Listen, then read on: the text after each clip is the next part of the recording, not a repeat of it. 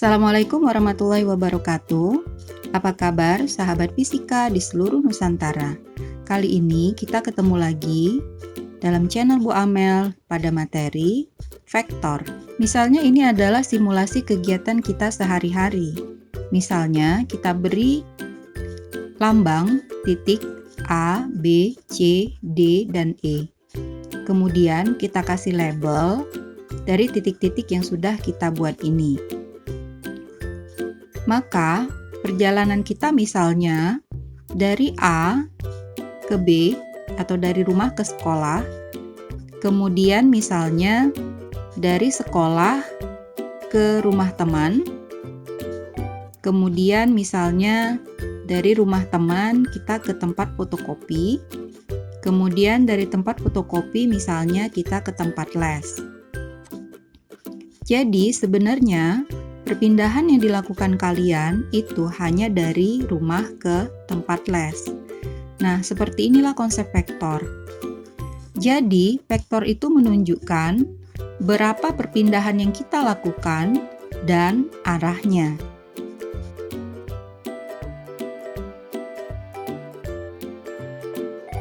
Sebuah vektor digambarkan dengan sebuah anak panah yang terdiri atas pangkal dan ujung, serta diberi tanda dengan sebuah huruf.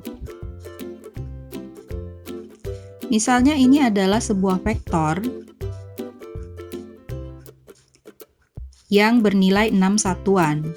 Kita sebut dengan vektor A. Jika kita hitung 1, 2, 3, 4, 5, dan 6. Maka ini bernilai sebesar 6 satuan. Maka, kalau kita akan membuat sebuah vektor yang bernilai 2A, maka akan kita tulis seperti ini.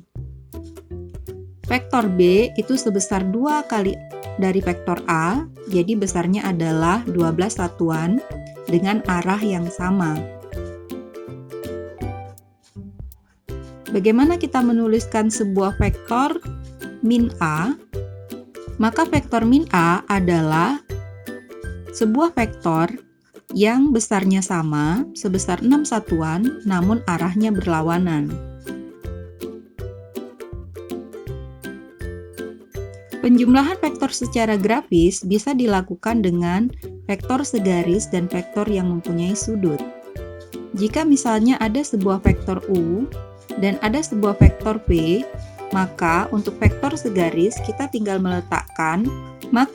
hanya tinggal meletakkan pangkal vektor V di ujung vektor U. Hasilnya adalah berupa vektor W. Jadi kalau kita tuliskan U ditambah V sama dengan W, atau yang 4 satuan ditambah dengan 3 satuan menjadi 7 satuan. Untuk vektor segaris yang berlawanan arah, misalkan ada sebuah vektor, kita sebut ini adalah vektor A. Misalnya vektor A ini bernilai 4. Dan ada vektor lain, misalkan vektor B yang nilainya min 3. Sehingga resultan dari vektor ini bernilai 4 min 3 adalah 1. Bagaimana menentukan panjang dari vektor yang ada sudutnya? Misalnya, ada sebuah vektor U dan vektor lain yang kita sebut dengan vektor V, di mana panjang U adalah 4 dan panjang V adalah 3. Untuk resultannya, kita tinggal menarik pangkal di vektor U bertemu dengan ujung di vektor V. Sehingga kita bisa membuat U ditambah V sama dengan W. Di sini kita menggunakan rumus segitiga, yaitu 4 kuadrat ditambah 3 kuadrat sama dengan W kuadrat. Sehingga kalau kita selesaikan, 16 ditambah 9 sama dengan W kuadrat, atau W-nya sama dengan 5 satuan.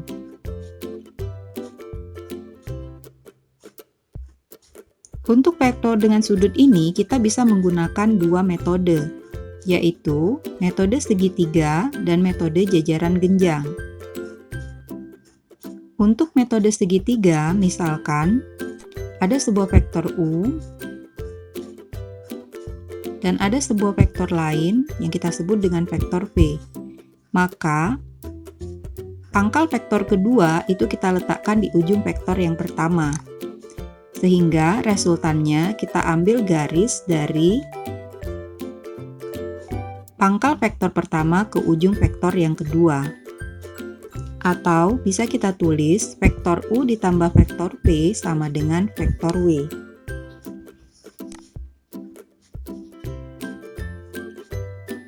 Untuk metode jajaran genjang, misalkan vektor A dan vektor B, maka untuk metode jajaran genjang kita meletakkan pada satu titik tangkap, yaitu vektor A dan vektor B bersumber di tempat yang sama. Kemudian kita buat vektor yang sejajar dengan vektor yang sudah ada. Dan kita tarik garis diagonalnya. Ini kita bisa tulis vektor A ditambah vektor B sama dengan vektor E. Untuk metode yang berikutnya, kita gunakan metode poligon. Metode poligon ini untuk 3 vektor atau lebih. Misalkan ada vektor U, ada vektor B, ada vektor W, kemudian ada vektor A, dan ada vektor B. Maka untuk membuat resultan dari vektor sebanyak ini, kita gunakan metode poligon.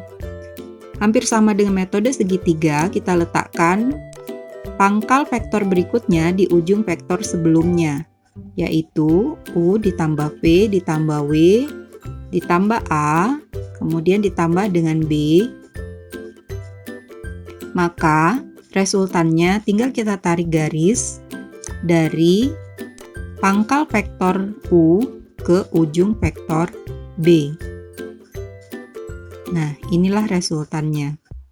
Bagaimana sobat fisika? Mudah bukan? Itulah tadi materi vektor pada bagian 1. Kita akan melanjut pada materi vektor bagian 2. Saya berharap video ini bermanfaat. Saya akhiri. Assalamualaikum warahmatullahi wabarakatuh.